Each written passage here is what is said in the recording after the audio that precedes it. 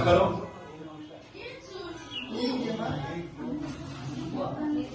ఒక రాజ్యంలో ఒక దేవాలయం, దానికి ఒక బ్రాహ్మణుడు అర్చకుడు, ఒక అర్చకుడు ఉంటాడు. దానికి ఆ అర్చకుడు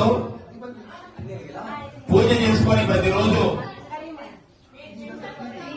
విద్య పక్కన పెట్టు, పూజ చేసుకొని ప్రతిరోజు పోతా ఉంటాడు. దానిలో నిశ్శబ్దము, ప్రతిరోజు పోతా ఉంటాడు దాని. ఆ దారిలో రోడ్డు కాదు, చిన్న చిన్న రోడ్లు కదా, ఒక ఇల్లు ఉంటుంది. ఆ ఇల్లు ఎవరిది? ఒక వేశ్యది. ఒక వేశ్య ఉంటుంది. ఆ బ్రాహ్మణ ప్రతిరోజు పోతా ఉంటే ఆ వేశ్య కిటికీ తలుపులు తీసి ఆ బ్రాహ్మణ పాదాల వంకర మాత్రమే చూసి నమస్కారం చేసుకుంటూ పోతా ఉంటారు. అట్లా కొన్ని రోజులు, కొన్ని నెలలు జరుగుతుంది. ఆ బ్రాహ్మణ ఏమనుకుంటాడు, నన్ను ఆయన చూస్తా ఉంది అని రోజు ఇట్లా పోయినప్పుడు వరగంట చూస్తాడు, అట్ల నుంచి వచ్చేటప్పుడు వరగంట చూస్తా పోతాడు. స్వామి పూజ మీద నాశనమై స్వామి మీద ధ్యానం లేదు ఆయనకు. ఆయన మీద ఆ దేశం మీద ధ్యానం వచ్చింది. ఆ దేశం మాత్రము స్వామిని కళ్ళు గాని తల గాని ఈ భాగం ఎప్పుడు చూసిండరు. పాదాలు తీసుకొని నమస్కారం చేసుకుంటారు. అక్కడి నుంచి ఆ మనసులో చనిపోయిన తర్వాత ఇద్దరు కొద్ది రోజులు చనిపోతారు. చనిపోతే ఆ వేశ్య స్వర్గానికి పోతారు, ఆ బ్రాహ్మణ నరకానికి పోతాడు. నేను నిత్య ఆరాధకుడి స్వామి, నన్ను ఎందుకు నరకానికి తీసుకొచ్చినానని అడుగుతారు. వేసేమో స్వర్గానికి పోయింది, నిత్యం దేవుడు కొలిచే నాకు నరక మీదకు ప్రసాదించిన స్వామి అని అడుగుతాను యమధర్మరాజు. అప్పుడు చెప్తాడు, నువ్వు ఇట్లా పోయినప్పుడు అట్లా పోయినప్పుడు ఆ దేశం చూస్తా వచ్చినావు. నీ మనసులో కామ క్రోధాలు కలిగినాయి. మనసులో దేవుని మీద పోయింది. ఆయన నీ పాదాలు చూసి సాక్షాత్తు ఆ పరమేశ్వరుని పాదాలు అనుకుని నమస్కారం చేసుకుంటా వచ్చింది. ఆమె వేసే కులవృత్తి అయినా కూడా ఆమె నరకానికి పోలే.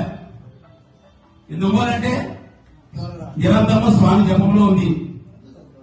ఆయన ఏదో ఆయన కర్మం చేసుకోవాలని స్వామి వేసే వృత్తి మనసంతా భక్తిపూర్వకంగా స్వామి ఉంది. అందుకు ఆయన స్వర్గానికి పోయింది. ఆ బ్రాహ్మణ నిత్య పూజ చేసినా కూడా కళ్ళన్నీ వేసేపైన ఉన్నాయి. అందుకు ఆయన నరకానికి విన్నాడు. ఇక్కడ దీంట్లో అర్థమేం తెలుసా? భక్తి ప్రధానము. భక్తి అనేది ప్రధానం. మనం ఎన్ని పూజలు చేసి పొద్దులేసి పొద్దున ఒక హారతి, మధ్యాహ్నం ఒక హారతి, రాత్రి ఒక హారతి, రాత్రి ఒక టెంకాయ, మధ్యాహ్నం ఒక టెంకాయ, ఎన్ని కొట్టినా కూడా భక్తి అనేది ఖచ్చితంగా, భక్తి కూడా కాదు, నమ్మకం. నమ్మకం అనేది ఖచ్చితంగా దేవుడు ఉన్నాడని నమ్మకం ఖచ్చితంగా ఉండాలి. ఒక భార్యాభర్త ఇద్దరు శివభక్తులు నిత్యము శివలింగానికి ఆరాధన చేసుకుంటూ వస్తూ ఉంటారు. ఆయన ఒకరోజు శివలింగాన్ని అంతా కడిగేసి పక్కన కూర్చొని ధ్యానం చేసుకుంటూ ఉంటాడు. అటుగా వాళ్ళ భార్య వస్తుంది. వాళ్ళ భార్య వచ్చే టయానికి ఒక పురుగు శివలింగాన్ని అంతా పైన నాకుతా ఉంటుంది. శివలింగాన్ని అంతా నాకుతా ఉంటుంది. అయ్యో మా శివయ్యను ఏదో పురుగు వచ్చి నాకుతా ఉంది, స్వామికి ఇదంతా అలర్జీ అంటారు కదా, అలర్జీ పురుగులు లేచాయని చెప్పి గబా గబా గబా వచ్చి ఆ పురుగును పక్కన తోసేసి మళ్ళా నీళ్ళు తీసుకొని కడిగేస్తారు. అప్పుడు పరమేశ్వర సాక్షాత్కారం జరిగి,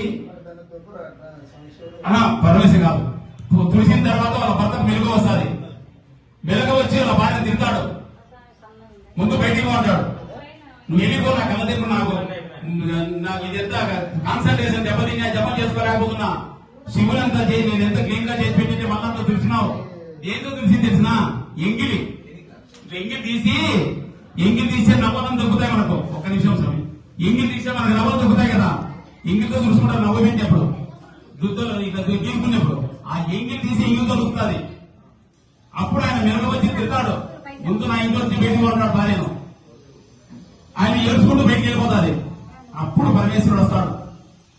ఆయనకి ఒళ్ళంతా దద్దులు, ఆ పురుగు వలన దద్దులు లేచిందే. ఆమె ఎంగిలితో ఎక్కడైతే వృత్తిందో ఆ భాగం మాత్రం దద్దులు లేచిండు. చెప్తాడు, నీ భార్య నేను ఉన్నాను, నా శివునికి నా దేవునికి కురుపులు లేస్తాయనే ఒక నమ్మకంతో ఆడొచ్చి చేసింది. నువ్వేం చేసినావు? ఇంట్లో తెలగొట్టావు కోపంతో. నీ భక్తి గొప్పది, ఆయన భక్తి గొప్పది, ఆయన భక్తి గొప్పది. ముందు కాళ్ళ మీద పడి తీసుకొని రాబడ్డాడు, పోయి కాళ్ళ మీద పడి వాళ్ళ భార్యని నేను తీసుకొని వస్తాడు. దేవుడు ఉండాలని నమ్మి మనకి పిల్లలకి ఏదైనా జరిగితే పరిగెత్తుకుంటూ పోతాం, ఎదుర్కొంటాం. అట్లాగా దేవుడు ఉన్నాడని నమ్మకం ఆ దేవుడికి జరుగుతుందని తెలిసేసి పోయిందేమో. ఆయన తిట్టి పంపించేసినాడు. ఆయన నిత్యం చేసిన భక్తి కంటే కూడా ఆమె నమ్మకం గొప్పది. అందుకన్నా నమ్మకంగా ఏదైనా దేవుడు ఉన్నాడని నమ్మి చేయాలి. టెంకాయ కొట్టినా పూజ చేసినా దేవుడు ఉన్నాడు అనే నమ్మకంతో చేసుకోవాలి.